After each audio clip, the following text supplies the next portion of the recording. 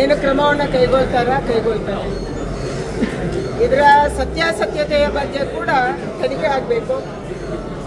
FSL ರಿಪೋರ್ಟನ್ನು ಕರೆಕ್ಟಾಗಿ ಮಾಡಬೇಕು. ಸರ್ಕಾರ ಯಾವುದೇ ಕಾರಣಕ್ಕೆ ಪಕ್ಷ ರಾಜಕಾರಣವನ್ನು ಮಾಡದೇನೆ ಸತ್ಯಾಸತ್ಯತೆಯನ್ನು ತನಿಖೆ ಮಾಡಬೇಕನ್ನುವಂಥ ಆಗ್ರಹವನ್ನು ನಾನು ಮಾಡ್ತಾ ಇದ್ದೀನಿ. ಇವತ್ತು ನರೇಂದ್ರ ಮೋದಿಯವರ ಜನ್ಮದಿನ. ದೇಶಾದ್ಯಂತ ನಾವು ಸೇವಾ ಚಟುವಟಿಕೆಯಲ್ಲಿ ಭಾಗವಹಿಸಿದ್ದೀವಿ. ಸ್ವಚ್ಛತಾ ಅಭಿಯಾನ, ಈ ದೇಶದ ಸ್ವಾತಂತ್ರ್ಯೋತ್ಸವದ ನಂತರ ಈ ದೇಶದಲ್ಲಿ ಆದಂಥ ಅಭಿವೃದ್ಧಿ ಕೆಲಸಗಳು ಮತ್ತು ಸ್ವಾತಂತ್ರ್ಯ ಹೋರಾಟ, ಇದರ ಬಗ್ಗೆ ಚಿತ್ರ ಪ್ರದರ್ಶಿನಿ, ರಕ್ತದಾನ ಶಿಬಿರಗಳು, ಆರೋಗ್ಯ ತಪಾಸಣಾ ಶಿಬಿರಗಳು, ಹೀಗೆ ಬೇರೆ ಬೇರೆ ಕಾರ್ಯಕ್ರಮಗಳ ಮೂಲಕ ನರೇಂದ್ರ ಮೋದಿಯವರ ಜನ್ಮದಿನವನ್ನು ಆಚರಣೆ ಮಾಡಿ ಶುಭವನ್ನು ಕೋರುವಂಥದ್ದನ್ನು ನಮ್ಮ ಕಾರ್ಯಕರ್ತರು ಮಾಡ್ತಾ ಇದ್ದಾರೆ. ನರೇಂದ್ರ ಮೋದಿಯವರಿಗೆ ಈ ದೇಶದ ಕೆಲಸವನ್ನು ಮಾಡೋದಕ್ಕೆ ಇನ್ನಷ್ಟು ಶಕ್ತಿ ಸಿಗಲಿ. ತನಗಾಗಿ ಏನೂ ಇಲ್ಲ, ದೇಶಕ್ಕಾಗಿ ಸರ್ವಸ್ವ ಅನ್ನುವಂಥ ಜೀವನವನ್ನು ಅವರು ಮಾಡಿದಂಥವರು. ನಾಳೆ ಅವರು ಬಿಟ್ಟು ಹೋಗುವ ಸಂದರ್ಭದಲ್ಲಿ ಕೂಡ ಅವರಿಗಾಗಿ ಏನೂ ಇಲ್ಲ, ಎಲ್ಲವನ್ನ ತನ್ನ ಜೀವನವನ್ನು ಪೂರ್ತಿ, ತಮ್ಮ ಸಮಯವನ್ನು, ತಮ್ಮ ಯೌವನವನ್ನು, ತಮ್ಮ ಶಕ್ತಿಯನ್ನು, ತಮ್ಮ ಬುದ್ಧಿಯನ್ನು ಎಲ್ಲವನ್ನು ಕೂಡ ದೇಶಕ್ಕಾಗಿ ಕೊಟ್ಟು ಈ ದೇಶದ ಸೇವೆಯನ್ನು ಮಾಡುವಂಥ, ಭಾರತಕ್ಕೆ ವಿದೇಶದಲ್ಲಿ ಕೂಡ ಗೌರವ ಸಿಗುವ ರೀತಿಯಲ್ಲಿ ಮಾಡಿದಂಥ ಒಬ್ಬ ಮೇರು ವ್ಯಕ್ತಿತ್ವದ ನಾಯಕ, ಕೇವಲ ನಮ್ಮ ನಾಯಕ ಅಲ್ಲ, ವಿಶ್ವನಾಯಕನಾಗಿ ಇವತ್ತು ಬೆಳೀತಾ ಇರುವಂಥ ನರೇಂದ್ರ ಮೋದಿಯವರಿಗೆ ಭಗವಂತ ಆಯುರಾರೋಗ್ಯವನ್ನ, ಶಕ್ತಿಯನ್ನು ಕೊಡಲಿ ಅನ್ನುವಂಥ ಪ್ರಾರ್ಥನೆಯನ್ನು ನಾವು ಮಾಡಲಿಕ್ಕೆ ನಾವೆಲ್ಲರೂ ಇಲ್ಲಿ ಸೇರಿದ್ದೀವಿ. ಧ್ವಜಗಳನ್ನ ಬಳಕೆ ಮಾಡಲಾಗಿದೆ.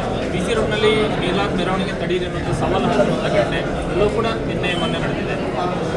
ಕರ್ನಾಟಕ ರಾಜ್ಯದಲ್ಲಿ ಅಪರಾಧಿಗಳ ಮೇಲುಗೈ ಆಗ್ತಾ ಇದೆ, ದೇಶದ್ರೋಹಿಗಳ ಮೇಲುಗೈ ಆಗ್ತಾ ಇದೆ.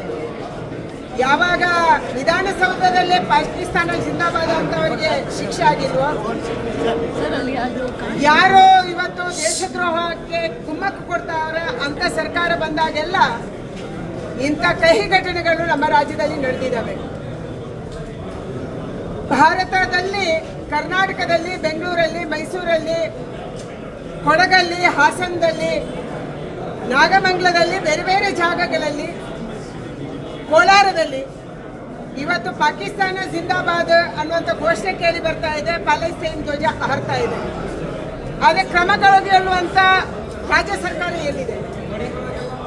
ಕೇವಲ ವೋಟ್ ಬ್ಯಾಂಕ್ ರಾಜಕಾರಣಕ್ಕಾಗಿ, ಅಲ್ಪಸಂಖ್ಯಾತರನ್ನು ಓಲೈಕೆ ಮಾಡೋದಕ್ಕಾಗಿ, ದೇಶದ್ರೋಹ ಮಾಡಿದ್ರೂ ಅಡ್ಡಿಲ್ಲ, ನಮಗೆ ವೋಟ್ ಬೇಕನ್ನುವಂಥ ಮಾನಸಿಕತೆ ಇರುವಂಥ ಸಿದ್ದರಾಮಯ್ಯನವರಿಂದ ನಾವು ದೇಶ ಪ್ರೇಮವನ್ನು ಅಥವಾ ಕಾನೂನನ್ನು ನಿರೀಕ್ಷೆ ಮಾಡಲಿಕ್ಕೆ ಹೇಗೆ ಸಾಧ್ಯ? ನ್ಯಾಯವನ್ನು ನಿರೀಕ್ಷೆ ಮಾಡೋಕ್ಕೆ ಹೇಗೆ ಸಾಧ್ಯ? ಈಗಲಾದರೂ ಸರ್ಕಾರ ಎಚ್ಚೆತ್ತುಕೊಳ್ಬೇಕು. ತಕ್ಷಣ ದೇಶದ್ರೋಹಿಗಳನ್ನು, ಸಮಾಜದ್ರೋಹಿಗಳನ್ನು ಬಂಧಿಸಬೇಕು. ಇವತ್ತು ಯಾವ popular front of India PFI ಇತ್ತು, ಅದು SDPI ಹೆಸರಲ್ಲಿ ಕಾರ್ಯಾಚರಣೆ ಮಾಡ್ತಾ ಇದೆ. ಆ ಎಲ್ಲ ನಾಯಕರು ಕೂಡ SDPI ಜಾಯಿನ್ ಆಗಿದ್ದಾರೆ.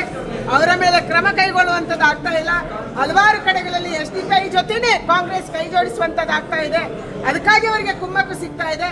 ತಕ್ಷಣ ರಾಜ್ಯದಲ್ಲಿ ಕಾನೂನು ಸುವ್ಯವಸ್ಥೆಯನ್ನು ಕಾಪಾಡುವುದಕ್ಕಾಗಿ ಇಂಥ ಎಲ್ಲ ದೇಶದ್ರೋಹಿಗಳನ್ನ, ಸಮಾಜ ದ್ರೋಹಿಗಳನ್ನ, ಯಾರು ನಾಗಮಂಗಲದಲ್ಲಿ ಗಣಪತಿಗೆ ಅವಮಾನ ಮಾಡಿದ್ರು, ಗಣಪತಿಯ ಮೂರ್ತಿಯನ್ನು ವಿಘ್ನ ಮಾಡಿದ್ರು, ಅಂಥವರಿಗೆ ಮತ್ತು ಅಂಥ ಮಾನಸಿಕತೆಯನ್ನ ಮಟ್ಟ ಹಾಕುವಂತ ಕೆಲಸವನ್ನು ಸರ್ಕಾರ ಮಾಡಬೇಕನ್ನುವಂತ ಆಗ್ರಹವನ್ನು ನಾನು ಮಾಡ್ತಾ ಇದ್ದೀನಿ.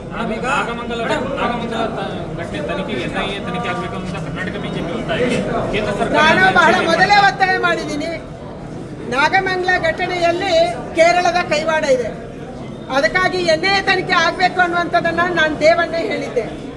ತಕ್ಷಣ ಇವತ್ತು NIA ತನಿಖೆಗೆ ಕೊಡಬೇಕು. NIA ತನಿಖೆ ಮೂಲಕ ಮಾತ್ರ ಯಾರು ಕೇರಳದಿಂದ ಬಂದಿದ್ರು, ಯಾರು ಮಾಸ್ಕ್ ಹಾಕೊಂಡು ಬಂದಿದ್ರು, ಯಾರು ಮಾಸ್ಕ್ ಅನ್ನ ಖರೀದಿ ಮಾಡಿದ್ರು, ಯಾರು ಕಲ್ಲು ಎಸ್ತಿದ್ರು, ಯಾರು ಪೆಟ್ರೋಲ್ ಬಾಂಬ್ ಎಸ್ತಿದ್ರು ಅನ್ನುವಂಥದ್ದನ್ನ ತನಿಖೆ ಮಾಡೋಕ್ಕೆ ಸಾಧ್ಯ. ಕರ್ನಾಟಕ ಪೊಲೀಸರಿಗೆ ಇವತ್ತು ಸತ್ವ ಇಲ್ಲ, ಯಾಕಂದ್ರೆ ಅವರ ಕೈಯನ್ನ ಕಟ್ಟಿ ಹಾಕಿದೆ ನಮ್ಮ ರಾಜ್ಯ ಸರ್ಕಾರ. ಕರ್ನಾಟಕದ ಪೊಲೀಸರು ಕೇವಲ ಕರ್ನಾಟಕ ರಾಜ್ಯ ಸರ್ಕಾರ ಹೇಳಿದಂತೆ ಮಾತ್ರ ಮಾಡೋಕ್ಕೆ ಸಾಧ್ಯ. ಯಾಕಂದ್ರೆ ಮುಖ್ಯಮಂತ್ರಿಗಳು ಮತ್ತು ಪರಮೇಶ್ವರ್ ಅವರು ಇದೊಂದು ಚಿಕ್ಕ ಘಟನೆ ಅಂತ ಹೇಳಿದ್ದಾರೆ, ಅವರಿಂದ ನಾವು ನ್ಯಾಯ ನಿರೀಕ್ಷೆಗೆ ಸಾಧ್ಯ ಇಲ್ಲ. ಅದಕ್ಕಾಗಿ NIA ತನಿಖೆ ಆದಾಗ ಮಾತ್ರ ಯಾರು ಕೇರಳದಿಂದ ಬಂದಿದ್ದಾರೆ, ಯಾರು ಈ ಘಟನೆಗೆ ಕುಮ್ಮಕ್ಕು ಕೊಟ್ಟಿದ್ದಾರೆ ಮತ್ತು ಅಂಗಡಿಗಳನ್ನು ಸುಟ್ಟಿದ್ದಾರೆ ಅನ್ನುವಂಥ ಸತ್ಯ ಹೊರಬರಕ್ಕೆ ಸಾಧ್ಯ ಇದೆ.